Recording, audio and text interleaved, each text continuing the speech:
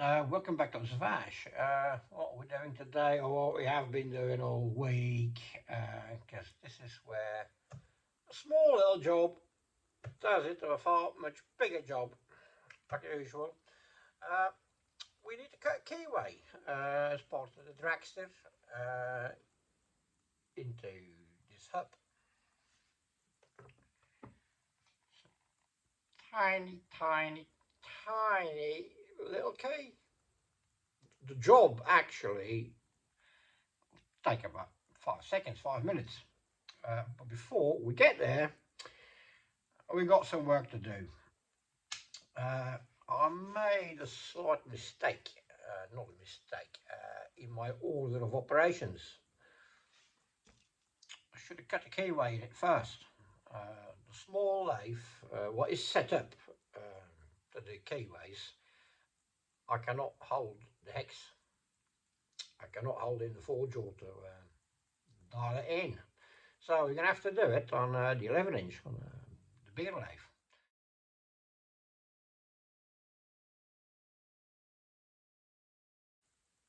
The compound platform, in relation to the center of the lathe, because it's 11 inch, it's 5/16 deeper as on the 9 inch.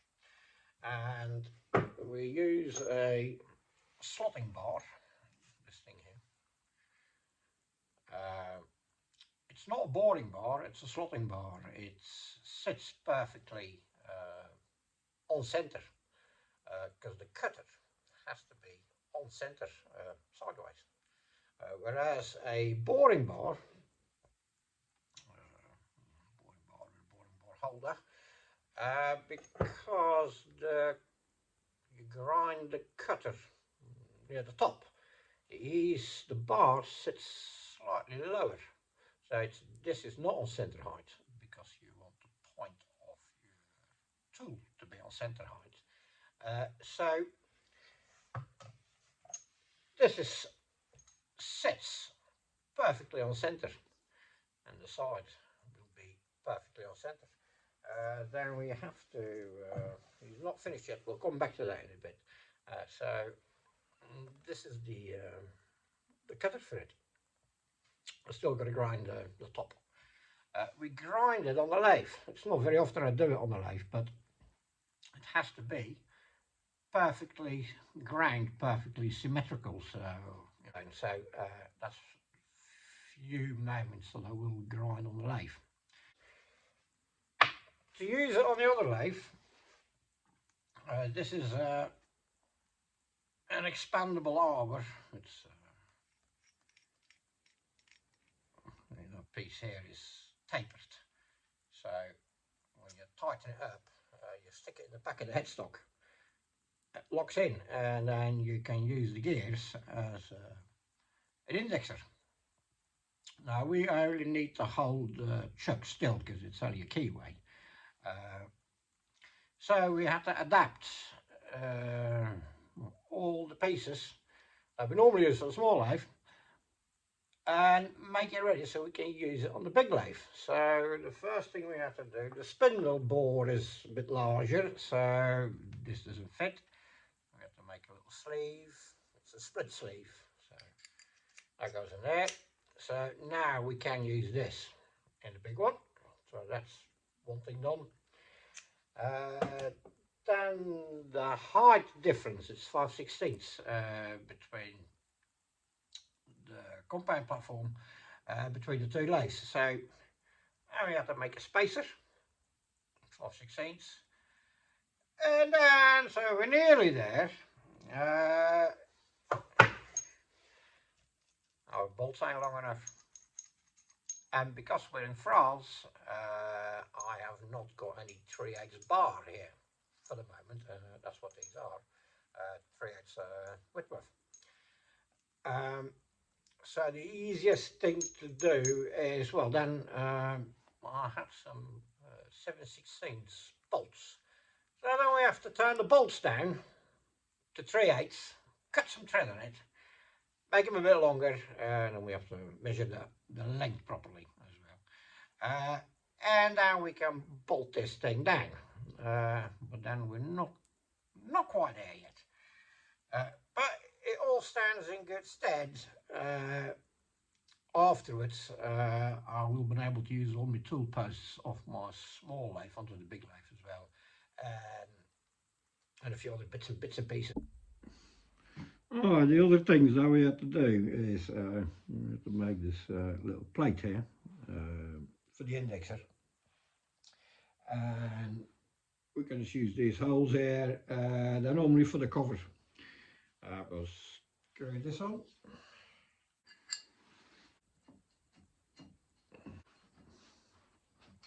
Right, so that's that. We got the expandable arbor with the sleeve. That goes in there. This is just one tooth ground to this profile. And then we just need to drill a hole through here. I think 30 mil, something like this. And then we can lock that in there. And that'll get us going for now, and then afterwards I'll turn it into a proper indexer with a proper plunger. But this does not wobble. It's not like a pin. It's really positive, so that is good. Right, so there we go. This is my tool grinding jig. Turns that way, tips that way, and you can angle it. That's how we grind the cutters. Brown paper, cover it in WD-40. Any dust, it will just stick to the W40, and you know, that's a fairly good way of doing it. On the back here, normally I bolt a tool post on a spare banjo, and then the sprocket goes on here, and it just swings out in and out like that. It's quite good, but it'd be nice if we get it all working on the big one. So what we've been doing next,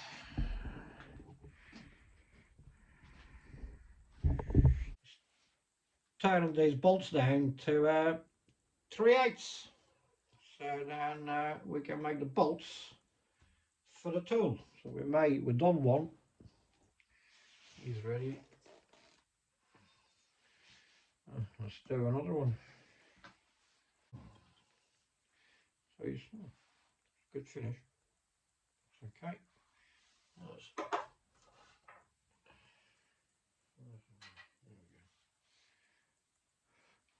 At least because we're in France, so far I have not had to use any metric bolts on any of the machines, so everything stays imperial, so that's quite nice.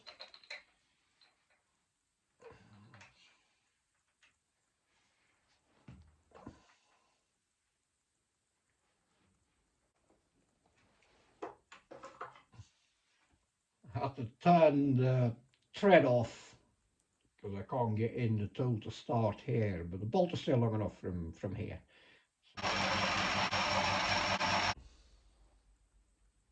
30 thousandths. 14. Let's give him that.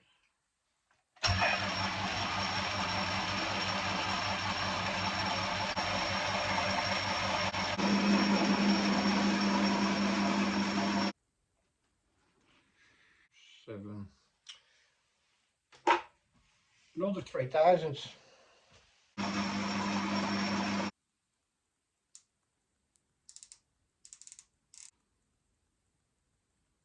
1.5 thousandths under, that's what we want, bit of clearance for the thread.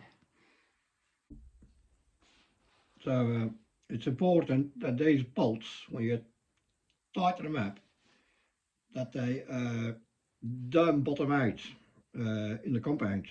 So that's why we're measuring this length now, because you could break it you wedge it open.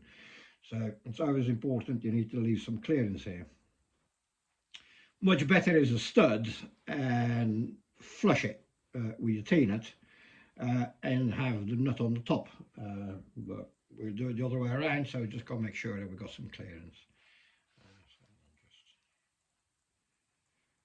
just measure that.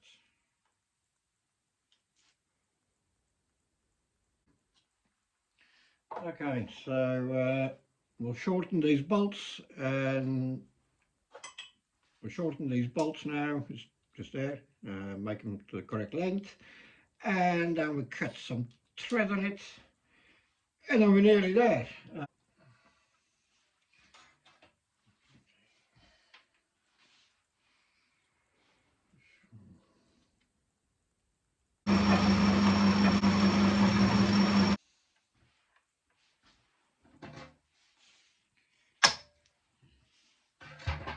Little burr on it still, have to take it off.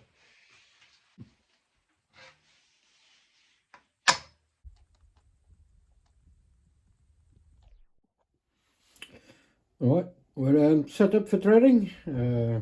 Use it with a tailstock awl holder.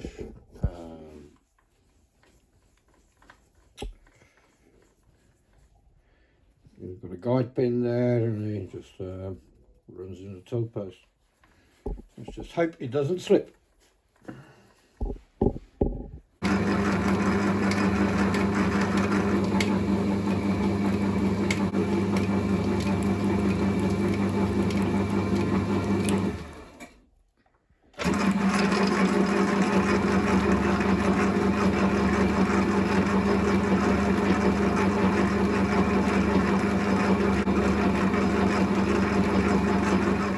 Okay guys, so we've taken some measurements. The crank diameter is 0.743 and a half. It has been cleaned up. It should be 3/4 of an inch, but it's slightly under, so we made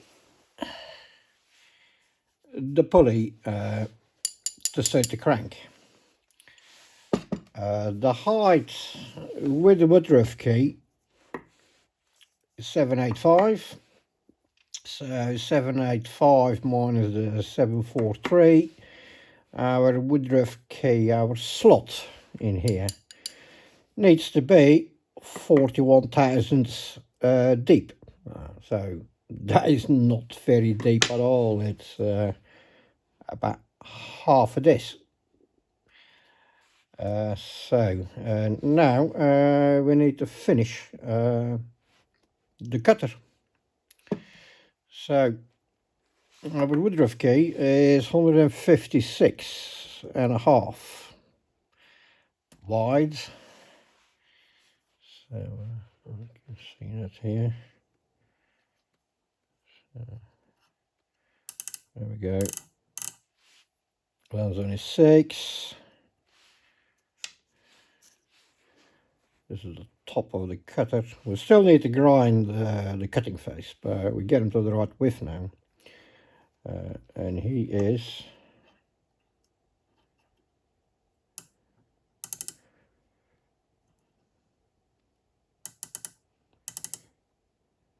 so he's still 4 thousandths, 3 thousandths and a half too wide. And because he sits dead center, we need to now measure both sides and see on which side that we correct the 3.5 to 4 thousandths. I'd rather leave them a little bit too tight than too loose, so we'll shoot slightly under. That'll be fine. Hey, how far in the middle we got them?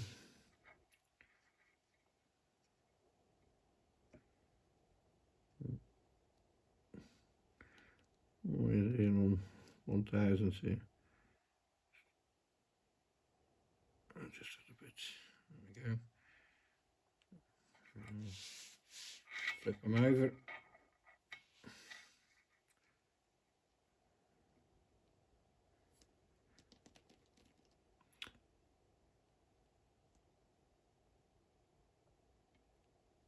5,000. So this side is slightly higher, and it is about 3 thousandths we got to take off still. So we do it on this side. Just mark it. I don't forget which side it is. That side. Alright, so we're going to just touch this side up a bit, and then we should be, then the cutter is nearly ready. Alright, I'll take it to the lathe, and then we grind this side, touch it up a tiny little bit more.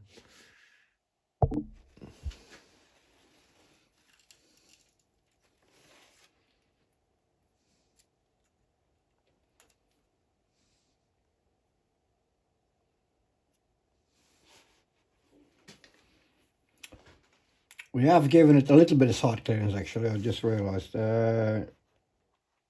We got 2 degrees. I'm going to flip the cutter over normally, yeah. But it's only this side needs to come off. So we've got 2 degrees twist on it, like that. So that will create a tiny little bit of side clearance on the side here. So 3 thousandths to come off here, 3 or 4. I don't like grinding on the lathe, but sometimes for a precision cutter like this, you have to. There we go. We're against our stop here.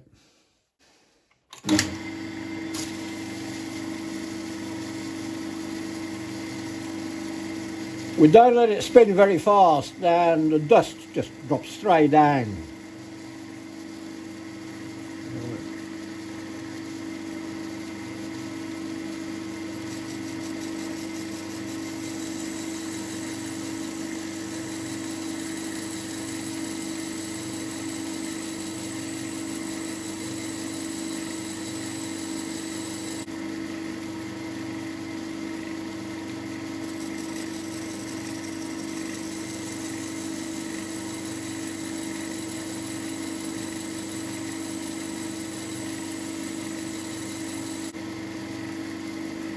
There. Another thousandths.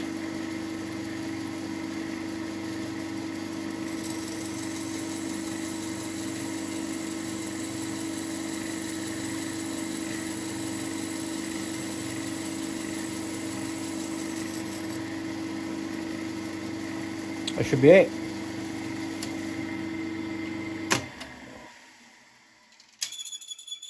Let's measure them again. I'll just check the height on this side, where we should have it now. Okay, 1 thousandths too far, but that's pretty close. It's a 0.5 thousandths dial, so that is only 1 thousand. The next one there is only 5 thousandths. So within a thousandth. So there we go.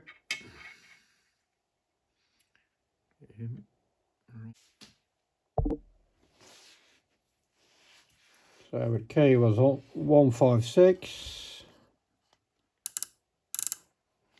A smidgen. 156. We'll cut up.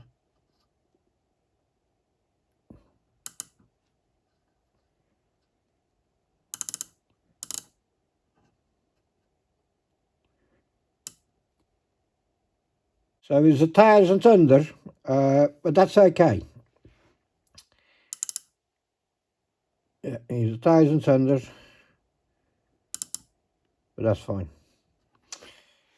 That'll make the key nice and tight. I can always give it a stroke with a rifling file, but I'd rather have them too tight, because probably we'll gain 0.5 thou by just sending them through a few times. Okay, so now we need to grind the front, the cutting face, and then he's ready. All right, we'll set that back up again, back on the lathe, and just straighten the front up, straighten the front up, and then we are about ready to cut the slot. Right guys, we're set up to grind the cutting face now. We're giving him 5 degrees or 4.5. Back rake. Yeah. I did it off the bed, so we can't do it now, but so 4.5 degrees, that's fine. So our my cutting grinder,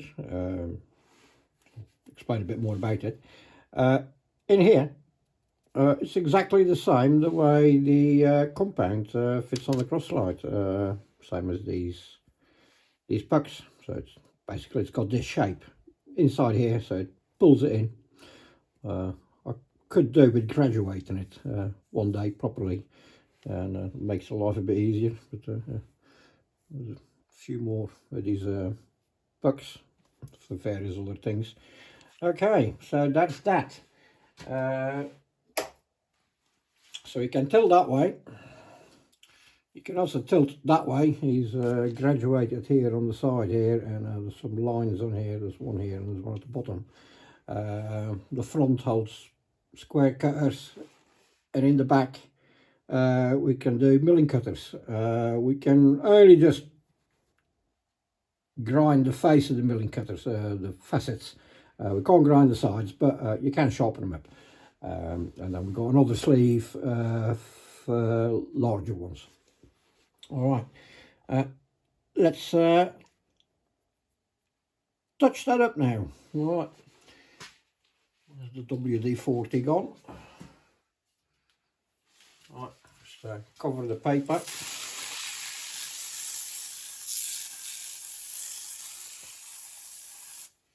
There we go. Oh, dust will stick in here. Oh, there we go.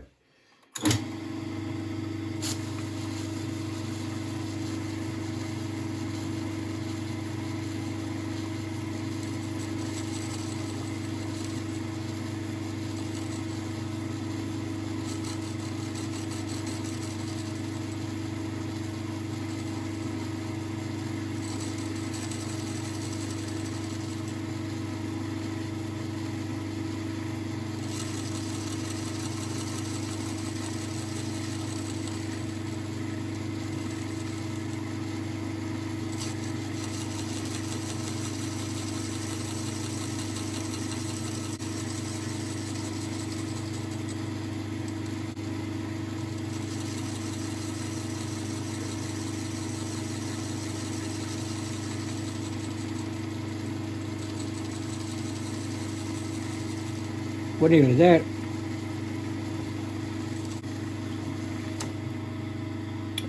Just get a marker pen, mark it, and we can see that we got them over the whole face.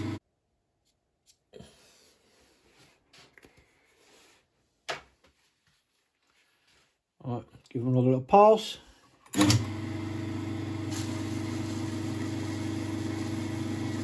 One thousandths.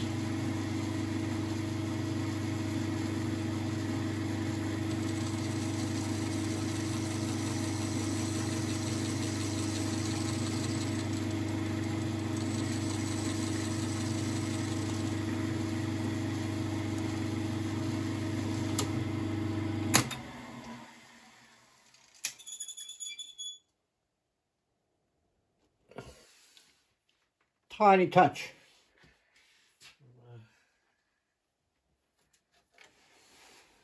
Put some more on. We're nearly there. Okay.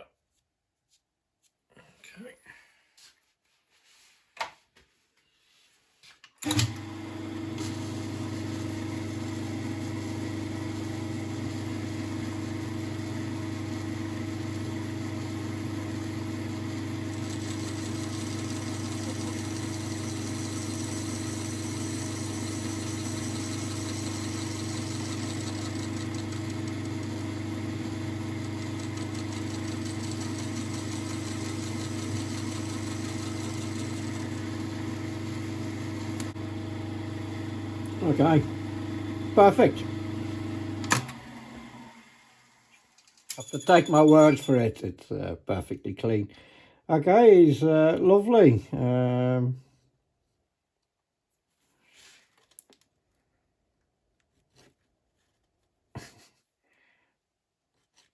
That is nice and sharp.